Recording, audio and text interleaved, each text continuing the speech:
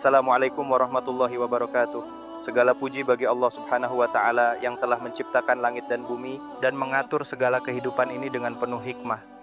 Salawat serta salam senantiasa tercurah kepada junjungan kita Nabi Muhammad Shallallahu Alaihi Wasallam yang telah memberikan petunjuk menuju jalan kebenaran. Sebelum dilanjut, alangkah baiknya like, share, dan subscribe sahabat. Hari ini kita akan membahas tentang hari kebangkitan, khususnya di Padang Mahsyar, saat seluruh umat manusia akan dibangkitkan dari kubur.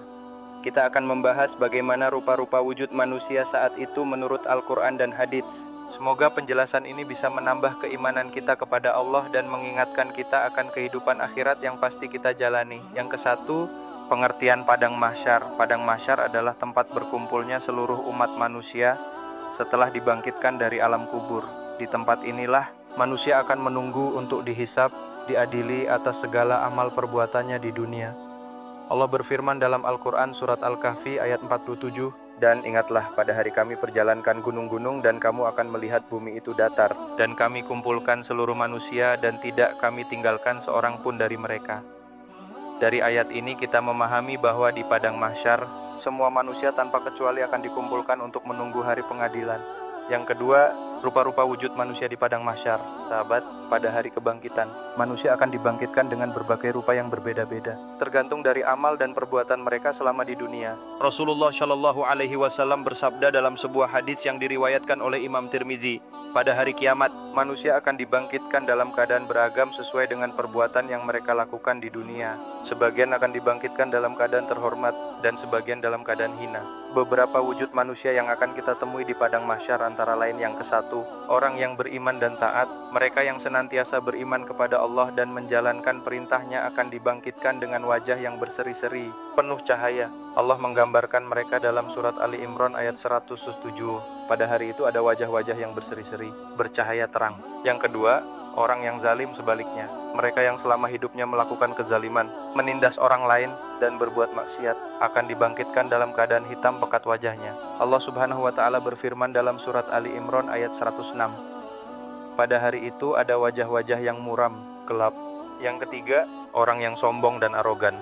Rasulullah Shallallahu Alaihi Wasallam bersabda dalam hadits riwayat Muslim, bahwa orang yang sombong akan dibangkitkan seperti semut-semut kecil yang diinjak-injak oleh manusia. Mereka dibangkitkan dalam keadaan sangat hina di mata Allah Subhanahu wa Ta'ala. Yang terakhir, orang yang gemar menipu dalam timbangan. Dalam hadits riwayat Ibnu Majah, disebutkan bahwa orang yang gemar menipu dalam timbangan akan dibangkitkan dengan wajah yang sangat besar dan tubuh yang sangat kecil. Ini adalah gambaran betapa buruknya perbuatan mereka di dunia. Yang ketiga, keadaan manusia di Padang Mahsyar. Di Padang Mahsyar tidak hanya rupa yang berbeda-beda, tetapi juga keadaan yang berbeda-beda. Rasulullah Shallallahu Alaihi Wasallam menggambarkan bahwa manusia akan mengalami kesulitan yang sangat berat di tempat tersebut.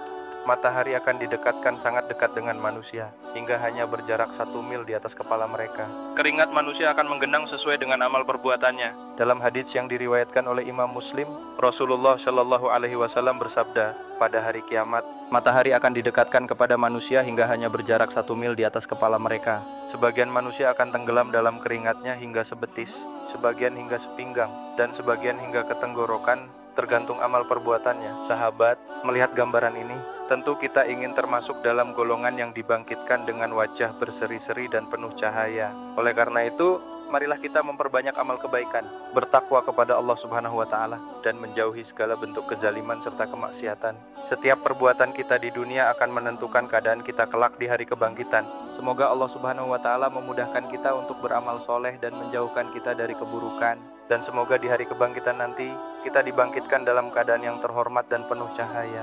Amin. Terima kasih telah menyimak video ini. Jangan lupa untuk like, share, dan subscribe agar tidak ketinggalan konten-konten edukasi Islami lainnya. Wassalamualaikum warahmatullahi wabarakatuh.